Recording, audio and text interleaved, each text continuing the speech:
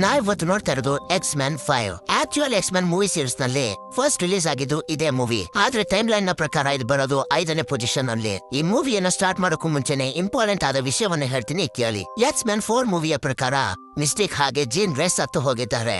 ಆದ್ರೆ ಮೂವಿಯಲ್ಲಿ ಅವರಿಬ್ರು ಕೂಡ ಬದುಕೆ ಇದ್ದಾರೆ. ಇದ್ರಲ್ಲಿ ನನ್ನದಾಗ್ಲಿ ನಿಮ್ಮದಾಗ್ಲಿ ಮಿಸ್ಟೇಕ್ ಇಲ್ಲ. ಇದ್ರಲ್ಲಿ ಮಿಸ್ಟೇಕ್ ಇರೋದು ಮೂವಿ ಮೇಕರ್ಸ್ದು. ಈ ವಿಷಯವನ್ನ ಇಗ್ನೋರ್ ಮಾಡಿ ಮೂವಿಯನ್ನ ಎಂಜಾಯ್ ಮಾಡಿ.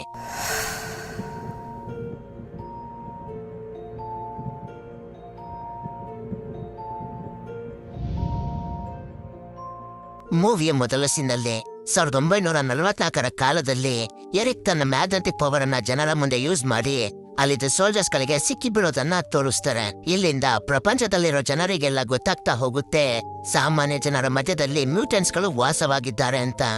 ಇಲ್ಲಿಂದ ಪ್ರೆಸೆಂಟ್ಗೆ ಅಂದ್ರೆ 2000 ಇಸ್ವಿಗೆ ಸೀನ್ ಶಿಫ್ಟ್ ಆಗುತ್ತೆ. ಇಲ್ಲಿ ನಮ್ಗೆ ಈ ಮೂವಿಯ ಮೇನ್ ಕ್ಯಾರೆಕ್ಟರ್ ಆದ ರಾಗ್ ಎಂಬ ಹುಡುಗಿಯನ್ನ ತೋರಿಸ್ತಾರೆ.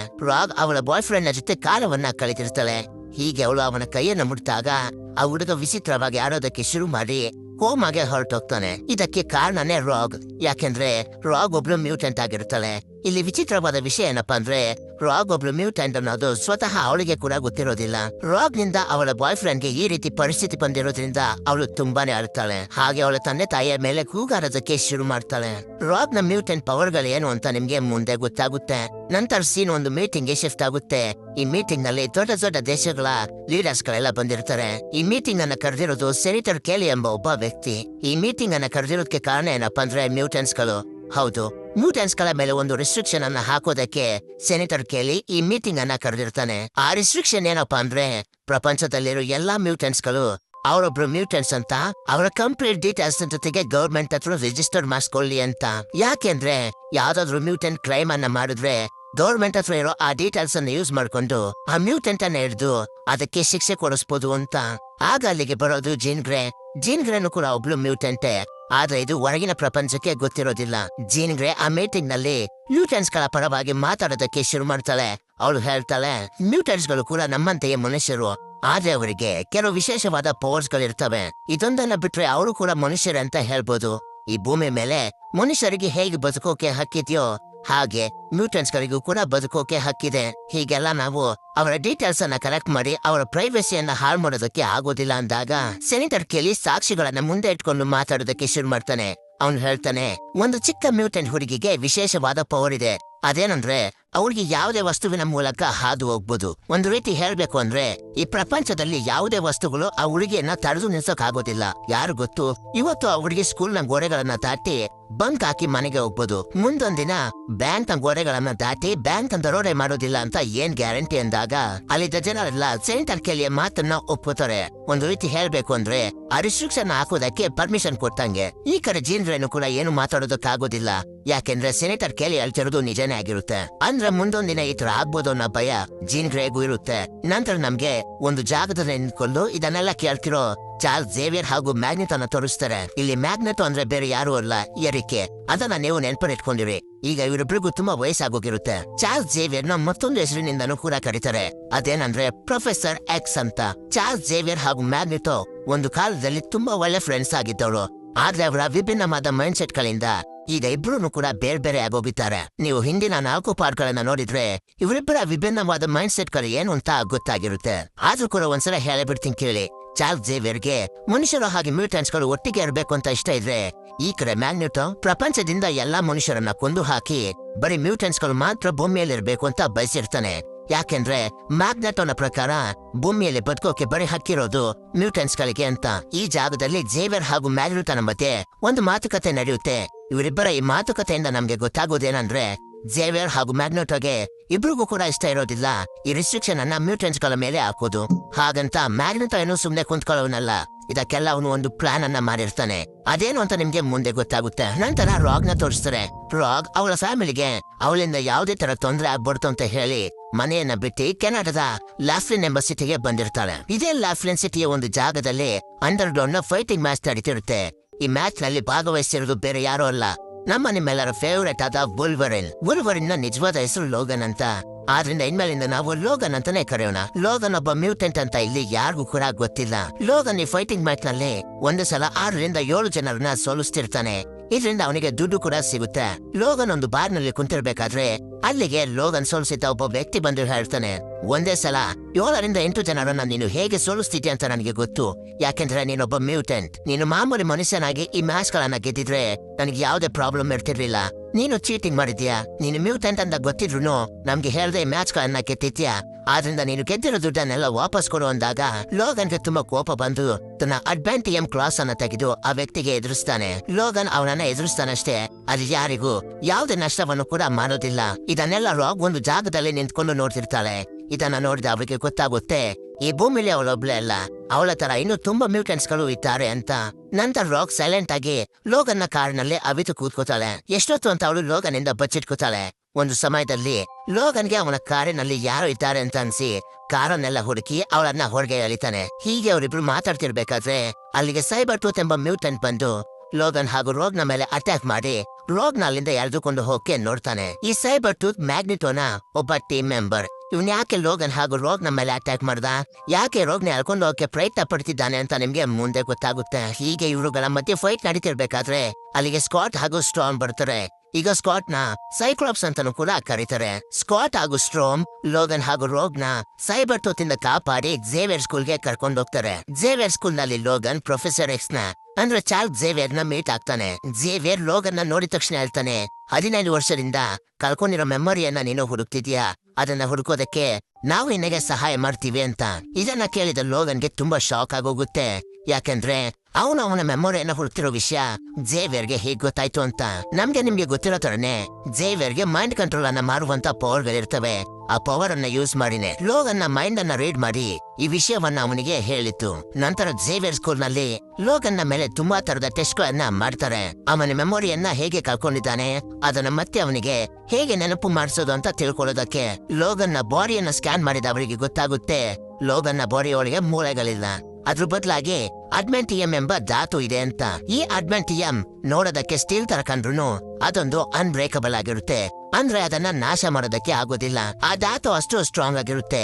ಅಡ್ಮೆಂಟಿಯಂ ಅನ್ನ ಲೋಗನ್ನ ಸ್ಕೆಲ್ಟನ್ನ ಜಾಗದಲ್ಲಿ ರೀಪ್ಲೇಸ್ ಮಾಡಿರ್ತಾರೆ. ಅಂದ್ರೆ ಲೋಗನ್ನ ಬಾಡಿಯಲ್ಲಿ ಒಂದು ಮೂಳೆಗಳು ಕೂಡ ಇಲ್ಲ. ಅದರ ಬದಲಾಗಿ ಇರೋದೇ ಅಡ್ಮೆಂಟಿಯಂ. ಈ ಅಡ್ಮೆಂಟಿಯಂ ಅನ್ನ ಲೋಗನ್ನ ಬಾಡಿಯಲ್ಲಿ ಹಾಕಿದ್ದು ಯಾರು ಅಂತ ಯಾರಿಗೂ ಕೂಡ ಗೊತ್ತಿರೋದಿಲ್ಲ. ತಲೆ ಕೆಡ್ಸ್ಕೋಬೇಡಿ, ಇದ್ರ ಬಗ್ಗೆ ನಮ್ಗೆ ನೆಕ್ಸ್ಟ್ ಮೂವಿಯಲ್ಲಿ ಗೊತ್ತಾಗುತ್ತೆ. ನಂತರ ಹೆಲಿಕಾಪ್ಟರ್ ನಲ್ಲಿ ಹೋಗ್ತಿರೋ ಸೆನೇಟರ್ ಕೇಲಿ ಕಡೆಗೆ ಸೀನ್ ಶಿಫ್ಟ್ ಆಗುತ್ತೆ. ಈ ಸೆನೇಟರ್ ಕೇಲಿ ಮ್ಯೂಟೆಂಟ್ಸ್ ಗಳ ಮೇಲೆ ಆ ರೆಸ್ಟ್ರಿಕ್ಷನ್ ರೂಲ್ಸ್ ಅನ್ನ ಬಿಲ್ ಪಾಸ್ ಮಾಡೋದಕ್ಕೆ ಹೋಗ್ತಿರ್ತಾನೆ. ಬಿಲ್ ಪಾಸ್ ಮಾಡೋದು ಅಂದ್ರೆ ಆ ರೂಲ್ಸ್ ಅನ್ನ ಜಾರಿಗೆ ತರೋದು ಅಂತ ಅರ್ಥ. ಹೀಗೆ ಇವನು ಹೋಗ್ತಿರ್ಬೇಕಾದ್ರೆ ಇವನು ಹೋಗ್ತಿರೋ ಹೆಲಿಕಾಪ್ಟರ್ ನಲ್ಲಿ ಮಿಸ್ಟ್ರಿ ಕೂಡ ತನ್ನ ವೇಷವನ್ನ ಬದಲಾಯಿಸ್ಕೊಂಡು ಕುಂತಿರ್ತಾಳೆ. ನಂತರ ಅವಳು ಸೆನೇಟರ್ ಕೇಲಿಗೆ ಚೆನ್ನಾಗಿ ಹೊಡೆದು ಪ್ರಜ್ಞೆ ತಪ್ಪಿಸ್ತಾಳೆ. ಇದಾದ ನಂತರ ಅವನನ್ನ ಮ್ಯಾಗ್ನಿಟೋ ಬಳಿ ಕರ್ಕೊಂಡೋಗ್ತಾಳೆ. ಹೌದು, ಈ ಮೂವಿಯಲ್ಲಿ ಮಿಸ್ಟೇಕ್ ಮ್ಯಾಗ್ನಿಟೋ ಟೀಮ್ ಅನ್ನ ಸೇರ್ಕೊಂಡಿರ್ತಾಳೆ. ನಂತರ ಮ್ಯಾಗ್ನಿಟೋ ಅಲ್ಲಿ ಸೆನೇಟರ್ ಕೇಲಿಗೆ ಹೇಳ್ತಾನೆ, ನೀವೇನಾದ್ರೂ ಆ ರಿಸ್ಟ್ರಿಕ್ಷನ್ ರೂಲ್ಸ್ ಅನ್ನ ನಮ್ಮ ಮೇಲೆ ಹಾಕುದ್ರೆ ನಮ್ಮ ಐಡೆಂಟಿಟಿ ಎಲ್ಲ ನಿಮ್ಗೆ ಕೊಡ್ಬೇಕಾಗುತ್ತೆ. ಆಗ ಪ್ರಪಂಚದಲ್ಲಿ ಯಾವುದೇ ತಪ್ಪು ನಡೆದ್ರು ಅದನ್ನ ನೀವು ಮ್ಯೂಟೆಂಟ್ಸ್ ಗಳ ಮೇಲೆ ಹಾಕ್ತೀರಾ.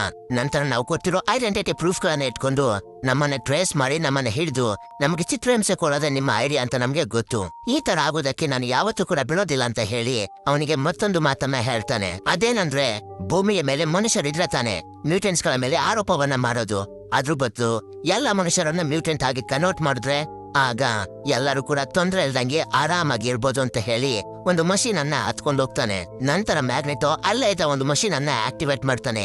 ಹೀಗೆ ಅವನು ಆಕ್ಟಿವೇಟ್ ಮಾಡಿದ ತಕ್ಷಣ ಆ ಮಷೀನ್ ಇಂದ ಬಿಳಿ ಬಣ್ಣದ ಕಿರಣಗಳೆಲ್ಲ ಬಂದು ಸೆನೇಟರ್ ಕೇಲಿಯನ್ನ ಸ್ಪರ್ಶಿಸ್ತವೆ. ಇಲ್ಲಿಗೆ ಈ ಸೀನ್ ಕಟ್ ಆಗಿ ಝೇವಿಯರ್ ಸ್ಕೂಲ್ಗೆ ಶಿಫ್ಟ್ ಆಗುತ್ತೆ. ರೋಗ್ಗೆ ಸಹಾಯ ಮಾಡಿ ಅವಳನ್ನ ಇಲ್ಲಿಯವರೆಗೂ ಕರ್ಕೊ ಬಂದಿರೋದಕ್ಕೆ ಲೋಗನ್ಗೆ ಥ್ಯಾಂಕ್ಸ್ ಹೇಳೋದಕ್ಕೆ ರೋಗ್ ಅವನ ಬಳಿ ಹೋಗಿರ್ತಾಳೆ. ಆದ್ರೆ ಲೋಗನ್ ಸಡನ್ ಆಗಿ ಅವಳನ್ನ ನೋಡಿ ಗಾಬರಿಯಿಂದ ತನ್ನ ಕ್ಲಾಸ್ ಇಂದ ಅವಳಿಗೆ ಚುಚ್ಚಿಬಿಡ್ತಾನೆ. ರಾಗ್ ಇನ್ನೇನು ಸತ್ತೋಗ್ಬೇಕು ಅನ್ನೋಷ್ಟರಲ್ಲಿ ಅವಳ ಮ್ಯೂಟೆಂಟ್ ಪವರ್ ಅನ್ನ ಯೂಸ್ ಮಾಡಿ ಲೋಗನ್ ಒಳಗಡೆ ಇದ್ದ ಹೀಲಿಂಗ್ ಪವರ್ ಅನ್ನ ಅಬ್ಸರ್ವ್ ಮಾಡ್ಕೋತಾಳೆ. ಇದರಿಂದ ಅವಳ ಗಾಯಗಳೆಲ್ಲ ವಾಸಿಯಾಗಿ ಅವಳ ಪ್ರಾಣ ಉಳಿದುಕೊಳ್ಳುತ್ತೆ. ರಾಗ್ ಏನು ಬದುಕ್ತಾಳೆ. ಆದ್ರೆ ಇವರು ಹೀಗೆ ಮಾಡಿದ್ರಿಂದ ಲೋಗನ್ ಮೂರ್ಛೆ ಹೋಗ್ತಾನೆ. ನಂತರ ಲೋಗನ್ಗೆ ಪ್ರಜ್ಞೆ ಬಂದ್ಮೇಲೆ ಝೇವಿಯರ್ ಅವನಿಗೆ ಹೇಳ್ತಾನೆ ರಾಗ್ ಯಾವುದೇ ಮ್ಯೂಟೆಂಟ್ ಪವರ್ ನ ಅಬ್ಸರ್ವ್ ಮಾಡಿ ಸ್ವಲ್ಪ ಸಮಯದವರೆಗೂ ಅದನ್ನ ಅವಳು ಬಳಸಬಹುದು ಅಂತ. ನಂತರ ಸೀನ್ ಮತ್ತೆ ಸೆಂಟರ್ ಕೇಲಿ ಕಡೆಗೆ ಶಿಫ್ಟ್ ಆಗುತ್ತೆ. ಆ ಮಷೀನ್ ನಿಂದ ಬಂದ ಕಿರಣಗಳು ಇವನನ್ನ ಸ್ಪರ್ಶ ಮಾಡಿದ್ರಿಂದ ಈಗ ಇವನು ಕೂಡ ಒಬ್ಬ ಮ್ಯೂಟೆಂಟ್ ಆಗೋಗಿರ್ತಾನೆ. ಸೆನೇಟರ್ ಕೇಲಿ ತನ್ನ ದೇಹವನ್ನ ಎಕ್ಸ್ಪ್ಯಾಂಡ್ ಮಾಡಿ ಯಾವುದೇ ಜಾಗದಿಂದನೂ ಕೂಡ ಹೊರಗಡೆ ಬರ್ಬೋದು. ಅದೇ ಪವರ್ ಅನ್ನ ಯೂಸ್ ಮಾಡಿ ಆ ಜೈಲಿನಿಂದ ಹೊರಗಡೆ ಬರ್ತಾನೆ. ಈ ಪವರ್ ಅನ್ನ ಇವನು ಸಾಮಾನ್ಯ ಜನರ ಮುಂದೆ ಯೂಸ್ ಮಾಡಿದಾಗ ಎಲ್ಲರೂ ಇವನನ್ನ ತುಂಬಾ ವಿಚಿತ್ರವಾಗಿ ನೋಡ್ತಿರ್ತಾರೆ. ಅವಾಗ ಇವನಿಗೆ ಅರಿವಾಗುತ್ತೆ ಒಬ್ಬ ಮ್ಯೂಟೆಂಟ್ ನ ಕಷ್ಟ ಹೇಗಿರುತ್ತೆ ಅಂತ. ನಂತರ ಝೇವಿಯರ್ ಸ್ಕೂಲ್ ನಲ್ಲಿರೋ ರೋಕರ್ಗೆ ಸೀನ್ ಶಿಫ್ಟ್ ಆಗುತ್ತೆ. ಇಲ್ಲಿ ಮಿಸ್ಟಿಕ್ ಝೇವಿಯರ್ ಸ್ಕೂಲ್ ನಲ್ಲಿರೋ ಒಬ್ಬ ಹುಡುಗನ ರೀತಿ ರೂಪವನ್ನ ಬದಲಾಯಿಸ್ಕೊಂಡು ಬಂದು ರಾಕ್ಗೆ ಹೇಳ್ತಾನೆ, ನೆನ್ನೆ ನೀನು ಲೋಗನ್ ನಿಂದ ಪವರ್ ಅನ್ನ ಅಬ್ಸರ್ವ್ ಮಾಡ್ಕೊಂಡಿರೋದ್ರಿಂದ ಸ್ಕೂಲ್ ಅಲ್ಲಿರೋರೆಲ್ಲ ನಿನ್ನ ನೋಡಿ ಹೆದರ್ಕೊಂಡಿದ್ದಾರೆ. ನಿನ್ನಿಂದ ಈ ಝೇವಿಯರ್ ಸ್ಕೂಲ್ ನಲ್ಲಿರೋರಿಗೆಲ್ಲ ತೊಂದರೆ ಆಗ್ಬೋದು. ಬೆಟರ್ ನೀನು ಈ ಸ್ಕೂಲ್ ಅನ್ನ ಬಿಟ್ಟು ಹೋಗೋದು ಒಳ್ಳೇದು ಅಂತ. ಮಿಸ್ಟಿಕ್ ತಾಯಿ ಮಾತುಗಳು ರೋಗ್ನ ಮೇಲೆ ತುಂಬಾ ದೊಡ್ಡ ಪರಿಣಾಮವನ್ನ ಬೀರ್ಬಿಡುತ್ತೆ. ಮಿಸ್ಟಿಕ್ ಯಾಕೆ ಈ ರೀತಿ ಮಾಡ್ತಿದ್ದಾಳೆ ಅಂದ್ರೆ ಮ್ಯಾಗ್ನೆಟ್ ಅವಳನ್ನ ಹಿಡ್ಕೊಳ್ಳೋಕೆ. ನಂತರ ರಾಗ್ ಈ ಸ್ಕೂಲ್ ಅನ್ನ ಬಿಟ್ಟು ಹೋಗೋದಕ್ಕೆ ಡಿಸೈಡ್ ಮಾಡಿ ಅವಳು ಇಲ್ಲಿಂದ ಹೊರಟೋಗ್ತಾಳೆ. ಆದ್ರೆ ಚಾರ್ಲ್ಸ್ ಝೇವಿಯರ್ ಹತ್ರ ಸೆರೆಬ್ರೋ ಮಷಿನ್ ಇದೆ. ಈ ಮಷಿನ್ ಮೂಲಕ ಪ್ರಪಂಚದಲ್ಲಿ ಯಾವುದೇ ಮ್ಯೂಟೆಂಟ್ಸ್ ಗಳು ಎಲ್ಲಿರ್ತಾರೆ ಅಂತ ಗೊತ್ತಾಗುತ್ತೆ. ಸೆರೆಬ್ರೋ ಮಿಷಿನ್ ಅನ್ನ ಯೂಸ್ ಮಾಡಿದಾಗ ಝೇವಿಯರ್ಗೆ ಗೊತ್ತಾಗುತ್ತೆ ರಾಗ್ ಈಗ ರೈಲ್ವೆ ಸ್ಟೇಷನ್ ಅಲ್ಲಿ ಇದ್ದಾಳೆ ಅಂತ.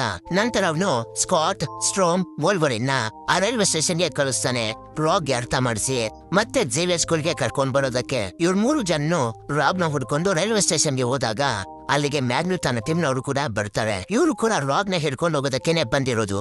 ಯಾಕೆಂದ್ರೆ ಮ್ಯಾಗ್ನೆಟ್ ತಯಾರಿಸಿರೋ ಮನುಷ್ಯರನ್ನ ಮ್ಯೂಟೆಂಟ್ ಅನ್ನಾಗಿ ಕನ್ವರ್ಟ್ ಮಾಡೋ ಮಿಷನ್ಗೆ ರಾಗ್ನ ಅಬ್ಸರ್ವ್ ಮಾಡ್ಕೊಳ್ಳೋ ಶಕ್ತಿಯ ಅವಶ್ಯಕತೆ ಇರುತ್ತೆ. ಇಲ್ಲಿ ಎಕ್ಸ್ಮ್ಯಾನ್ ಟೀಮ್ ಹಾಗೂ ಮ್ಯಾಗ್ನೆಟೋ ಟೀಮ್ ನ ನಡುವೆ ಒಂದು ದೊಡ್ಡ ಫೈಟ್ ನಡೆಯುತ್ತೆ. ನಂತರ ಅಲ್ಲಿಗೆ ಪೊಲೀಸ್ನವರು ಕೂಡ ಬರ್ತಾರೆ. ಆದ್ರೆ ಏನು ಕೂಡ ಪ್ರಯೋಜನ ಆಗೋದಿಲ್ಲ. ಮ್ಯಾಗ್ನೆಟೋ ಟೀಮ್ನವರು ರಾಗ್ನ ಕರ್ಕೊಂಡು ಅಲ್ಲಿಂದ ಹೊರಟೋಗ್ತಾರೆ. ಈ ಕಡೆ ಎಕ್ಸ್ಮ್ಯಾನ್ ಟೀಮ್ನವರು ಝೇವಿಯರ್ ಸ್ಕೂಲ್ಗೆ ಬಂದು ರಾಗ್ನ ಹೇಗೆ ಕಾಪಾಡೋದು ಅಂತ ಪ್ಲಾನ್ ಅನ್ನ ಮಾಡ್ಕೋತಾರೆ. ನಂತರ ಸೀನ್ ಮ್ಯಾಗ್ನೆಟೋ ಕಡೆಗೆ ಶಿಫ್ಟ್ ಆಗುತ್ತೆ.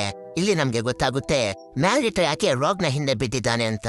ಯಾಕೆ ಅಂದ್ರೆ ಮ್ಯಾಗ್ನೆಟೋ ಅವನು ತಯಾರಿಸಿರೋ ಮಷೀನ್ ಅನ್ನ ಯೂಸ್ ಮಾಡಿ ಮನುಷ್ಯರನ್ನ ಮ್ಯೂಟೆಂಟ್ ಆಗಿ ಕನ್ವರ್ಟ್ ಮಾಡಿದಾಗ ಅವನು ತುಂಬಾ ವೇಗ ಆಗೋಗ್ತಿರ್ತಾನೆ. ಇದರಿಂದ ಅವನು ಸಾಯ್ಲಬಹುದು. ರಾಗ್ ಹತ್ರ ಇರೋದು ಅಬ್ಸರ್ವಿಂಗ್ ಪವರ್. ಇದರಿಂದ ಮ್ಯಾಗ್ನೆಟೋ ತಯಾರಿಸಿರೋ ಮಷೀನ್ ಅನ್ನ ಯೂಸ್ ಮಾಡಿದ್ರು ಇವ್ರಿಗೆ ಹೆಚ್ಚಾಗಿ ಎಫೆಕ್ಟ್ ಆಗೋದಿಲ್ಲ. ಹಾಗೆ ಇವಳ ಪವರ್ ಇಂದ ಆ ಮಷೀನ್ ಕೂಡ ತುಂಬಾ ಎನ್ಹಾನ್ಸ್ ಆಗ್ಬಿಡುತ್ತೆ. ಒಂದ್ ವೇಳೆ ಇದ್ರಲ್ಲೇನಾದ್ರೂ ರಾಗ್ ನ ಪ್ರಾಣ ಹೋದ್ರು ಮ್ಯಾಗ್ನೆಟೋಗೆ ಏನಾಗ್ಬೇಕಾಗಿದೆ. ಆದ್ರಿಂದಾನೇ ಇವಳನ್ನ ಆ ಮಷೀನ್ ನಲ್ಲಿ ಯೂಸ್ ಮಾಡ್ತಿರೋದು. ಮ್ಯಾಗ್ನೆಟೋ ಈ ಮಷೀನ್ ಅನ್ನ ಯೂಸ್ ಮಾಡಿ ಪ್ರಪಂಚದಲ್ಲಿರೋ ಎಲ್ಲಾ ಮನುಷ್ಯರನ್ನ ಮ್ಯೂಟೆಂಟ್ ಗಳಾಗಿ ಪರಿವರ್ತನೆ ಮಾಡಬೇಕು ಅಂತ ಅನ್ಕೊಂಡಿರ್ತಾನೆ. ಯಾಕೆಂದ್ರೆ ಪ್ರಪಂಚದಲ್ಲಿ ಮನುಷ್ಯರು ಮ್ಯೂಟೆಂಟ್ಸ್ ಗಳು ಅನ್ನೋ ಭೇದ ಭಾವ ಇಲ್ಲದೆ ಎಲ್ಲರೂ ಒಂದೇ ತರ ಇರ್ಬೋದು ಅಂತ. ಮ್ಯಾಗ್ನೆಟೋ ಇನ್ನೇನೋ ಅವನ ಕೆಲಸವನ್ನ ಸ್ಟಾರ್ಟ್ ಮಾಡ್ಬೇಕು ಅನ್ನೋಷ್ಟರಲ್ಲಿ ಅಲ್ಲಿಗೆ ಎಕ್ಸ್ಮ್ಯಾನ್ ಟೀಮ್ ನವರು ಬರ್ತಾರೆ. ನಂತರ ಮ್ಯಾಗ್ನೆಟೋ ಟೀಮ್ ಹಾಗೆ ಎಕ್ಸ್ಮ್ಯಾನ್ ಟೀಮ್ ನ ನಡುವೆ ಒಂದು ದೊಡ್ಡ ಫೈಟ್ ನಡೆಯುತ್ತೆ. ಈ ಫೈಟ್ ನಲ್ಲಿ ಮಿಸ್ಟೇಕ್ ಲೋಗನ್ನ ರೂಪವನ್ನ ಪಡ್ಕೊಂಡು ಅವನ ರೂಪದಲ್ಲಿ ಅವನ ಜೊತೆನೆ ಫೈಟ್ ಮಾಡ್ತಿರ್ತಾಳೆ. ಫೈನಲಿ ಮ್ಯಾಗ್ನೆಟೋ ಟೀಮ್ ನವ್ರನ್ನ ಎಕ್ಸ್ಮ್ಯಾನ್ ಟೀಮ್ ನವರು ಸೋಲಿಸ್ತಾರೆ. ನಂತರ ಪೊಲೀಸ್ನವರು ಬಂದು ಮ್ಯಾಗ್ನೆಟೋ ಟೀಮ್ ನವ್ರನ್ನ ಅರೆಸ್ಟ್ ಮಾಡಿ ಕರ್ಕೊಂಡು ಹೋಗ್ತಾರೆ. ನಂತರ ನಮ್ಗೆ ಮಾರನೇ ದಿನದ ಸೀನ್ ಅನ್ನ ತೋರಿಸ್ತಾರೆ. ಲೋಗನ್ ತನ್ನ ಬಟ್ಟೆಯನ್ನೆಲ್ಲ ಪ್ಯಾಕ್ ಮಾಡ್ಕೊಂಡು ಝೇವಿಯರ್ ಸ್ಕೂಲ್ ಇಂದ ಹೋಗೋದಕ್ಕೆ ರೆಡಿ ಆಗ್ತಿರ್ತಾನೆ. ನಂತರ ಅವನ ಹತ್ರ ರಾಗ್ ಬಂದು ಹೇಳ್ತಾಳೆ, ಯಾಕೆ ನಮ್ಮನ್ನ ಬಿಟ್ಟು ಹೋಗ್ತಿದ್ಯಾ, ನೀನು ಕೂಡ ನಮ್ ಜೊತೆನೆ ಇರ್ಬೋದಲ್ಲ ಅಂದಾಗ ಲೋಗನ್ ಅವಳಿಗೆ ಹೇಳ್ತಾನೆ, ನನಗೆ ಮಾಡೋದಕ್ಕೆ ಇನ್ನೂ ಕೂಡ ತುಂಬಾ ಕೆಲಸಗಳಿವೆ, ನೀನು ಇಲ್ಲೇ ಇರು, ಹೊಸ ಹೊಸ ವಿಷಯಗಳನ್ನ ಕಲ್ತ್ಕೊಂತ ಹೇಳಿ ಅವನು ಅಲ್ಲಿಂದ ಹೋಗ್ತಾನೆ. ನಂತರ ಮೂವಿಯ ಕೊನೆಯಲ್ಲಿ ತೋರಿಸ್ತಾರೆ ಮ್ಯಾಗ್ನೆಟೋನ ಪ್ಲಾಸ್ಟಿಕ್ ಇಂದ ಕವರ್ ಆಗಿರೋ ಒಂದು ಜೈಲ್ ನಲ್ಲಿ ಬಂಧಿಸಿರ್ತಾರೆ. ಪ್ರತಿ ಮೂವಿಗಳಲ್ಲೂ ತೋರಿಸುತ್ತಾರನೆ ಈ ಮೂವಿಯಲ್ಲೂ ಕೂಡ ಝೇವಿಯರ್ ಹಾಗೂ ಮ್ಯಾಗ್ನೆಟೋ ಚೆಸ್ ಅನ್ನ ಆಡ್ತಿರ್ತಾರೆ. ನಂತರ ಮ್ಯಾಗ್ನೆಟೋ ಝೇವಿಯರ್ಗೆ ಹೇಳ್ತಾನೆ, ತುಂಬಾ ಖುಷಿ ಪಡಕ್ ಹೋಗ್ಬೇಡ, ನಾನು ಮತ್ತೆ ಜೈಲಿನಿಂದ ತಪ್ಪಿಸ್ಕೊಂಡು ಹೊರಗಡೆ ಬಂದೇ ಬರ್ತೀನಿ ಅಂತ. ಇಲ್ಲಿಗೆ ಈ ಮೂವಿ ಎಂಡ್ ಆಗುತ್ತೆ. ಈ ಮೂವಿ ಹೇಗನ್ನಿಸ್ತು ಅಂತ ಕಮೆಂಟ್ ಮಾಡಿ ನಿಮ್ಮ ಅಭಿಪ್ರಾಯವನ್ನ ತಿಳಿಸಿ. ಸಿಗೋಣ ನೆಕ್ಸ್ಟ್ ವಿಡಿಯೋದಲ್ಲಿ.